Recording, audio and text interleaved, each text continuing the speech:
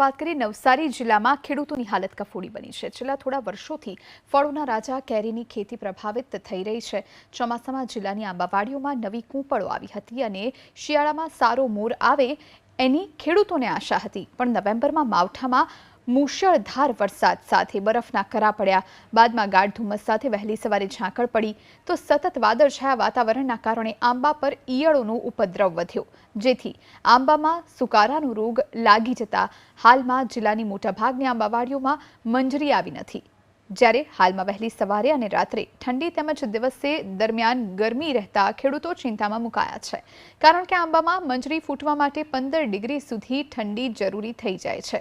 ત્યારે આવનારા દિવસોમાં ફૂલ ગુલાબી ઠંડી પડે તો આંબા ઉપર સારો મોર ફૂટવાની ખેડૂતો આશા સેવી રહ્યા છે, પરંતુ જો વાતાવરણમાં બદલાવ ન થાય તો કેરી માટે મુશ્કેલી સર્જાશે। માત્ર કુદરતને આધારિત ફ્લાવરિંગ હોય, આપણે એટલું ઈચ્છીએ કે સારી રીતે આ વાતાવરણ જળવાયેલું રહે અને ફ્લાવરિંગ સારું આવે તો કેરીનો ક્રોપ સારો થઈ શકે એમ છે। નુકસાન થાય છે, ચીકુનો જે ગ્રોથ થવો જોઈએ, મોટા થવા જોઈએ, થતા નથી।